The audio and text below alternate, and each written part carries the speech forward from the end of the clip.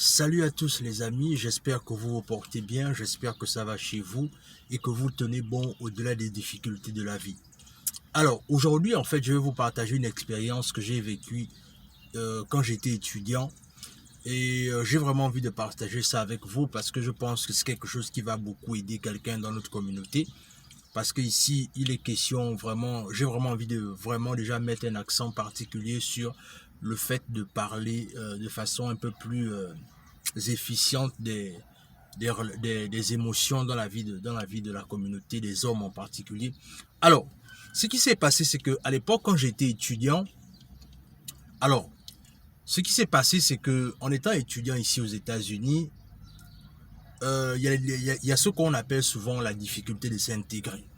C'est-à-dire, dans la difficulté de s'intégrer, premièrement, ce qu'il faut comprendre, c'est que si tu veux arriver à vite t'adapter, ce qui est toujours bien pour un étranger, du moins quand tu viens dans un pays là où on ne parle pas la langue, là on ne parle pas l'anglais, bien évidemment, pour être plus spécifique, c'est qu'il faudrait que tu fréquentes les gens qui parlent l'anglais.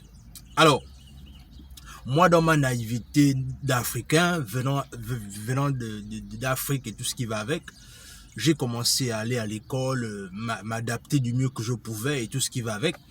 Alors, ce qui va arriver, c'est que je vais me mettre en couple avec une noire américaine. Alors, ce qui va arriver, c'est que on a commencé à se fréquenter, on a commencé à passer du temps ensemble. Et du coup, la relation va prendre une tournure assez... Ça va commencer à devenir un peu sérieux.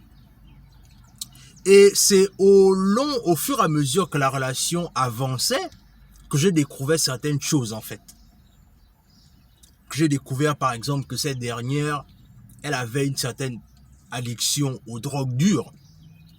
Et non seulement elle avait une addiction aux drogues dures, et ce qui se passait souvent, c'est que la plupart du temps, quand elle consommait ces drogues dures, la plupart du temps, elle venait pour qu'on essayait d'avoir des moments intimes, ce que je refusais clairement. Et je me souviens un jour, ce qui est arrivé, c'est que un soir, elle est venue vers moi, elle est venue dans mon appartement, on a essayé de discuter, et là, elle était dans un état second. Et ce qui va arriver, c'est que, voulant avoir un moment intime avec moi, j'ai clairement refusé.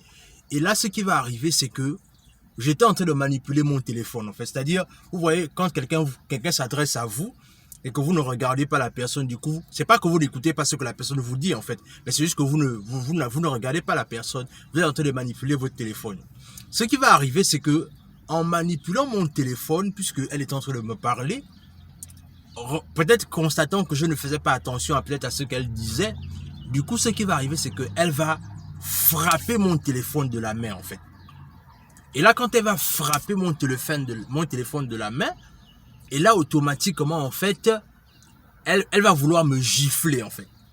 Et quand elle va vouloir me gifler, déjà à la base, vous savez ça de toute façon que on va dire ça comment, j'ai un niveau assez élevé dans le monde des arts martiaux. Et du coup, ce qui va arriver, c'est que je vais contrecarrer sa main, en fait. Et quand je vais contrecarrer sa main, dans la colère, suivez-moi bien, c'est-à-dire, dans la colère, ce qui va arriver, c'est que il y avait en fait un couteau posé sur le congélateur, parce que le truc, c'est que juste à côté de ma porte à l'époque, quand j'étais encore célibataire à l'époque là, c'est que juste à côté de ma porte, je ne sais pas ce que je voulais faire avec le couteau, mais le couteau était posé sur la table, sur le congélateur en fait. Et du coup, quand je cale, c'est-à-dire quand je contrecarre son coup, j'entends une voix audible me dire: prends ce couteau et enfonce-la. Enfin, poignarde cette personne-là, en fait. Quelque chose dans ce sens-là. Et j'ai entendu ça de façon audible. Cette voix forte qui me demandait de prendre le couteau et de lui enfoncer de façon... Et la voix là était tellement spécifique que la voix a dit... En tout cas, je vais paraphraser, mais la voix me disait que prends le couteau et enfonce ça à cette dernière-là au niveau de la côte, en fait. Et pendant quelques fractions de secondes, j'ai entendu cette voix-là me rappeler ça au moins 3 fois. Et ce que j'ai fait, c'est que lorsque j'étais dans mes états déjà avancés par rapport au fait que j'étais en colère, ce qui va arriver, c'est que en n'entendant pas cette voix-là, je vais décider, je vais choisir de ne pas écouter cette voix-là et de sortir de la chambre. Et quand je sors de la chambre, je m'en vais dehors. Et quand je vais dehors, je me mets à pleurer.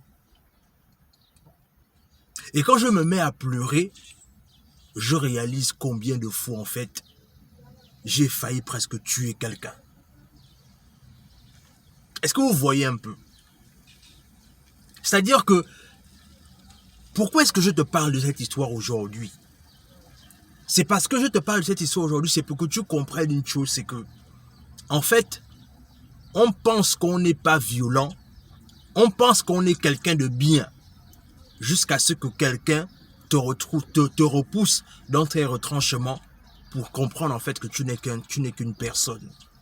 Et comme tu n'es qu'une personne, tu es capable de montrer le mauvais côté de ta personne si et seulement si quelqu'un te pousse à tes retranchements. Et clairement, après cette histoire-là, je n'ai plus jamais voulu continuer cette relation avec elle, en fait.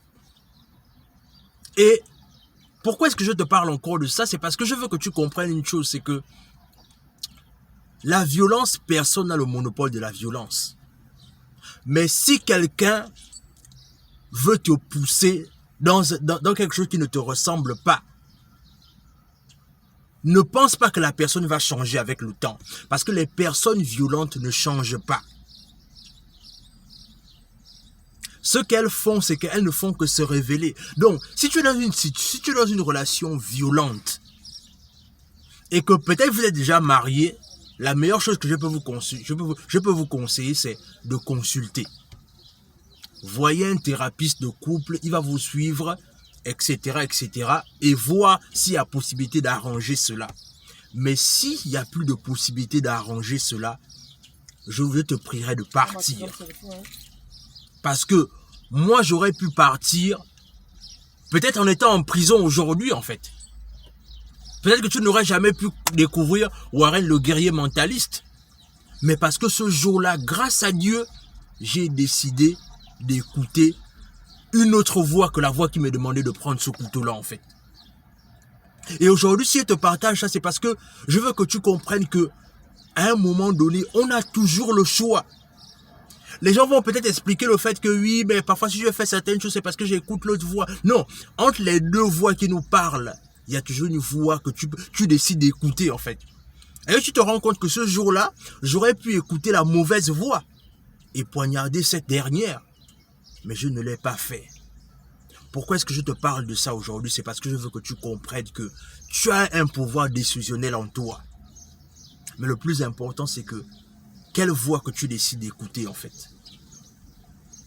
Dans tous les cas, je voulais vraiment te partager cette expérience-là quand j'étais étudiant.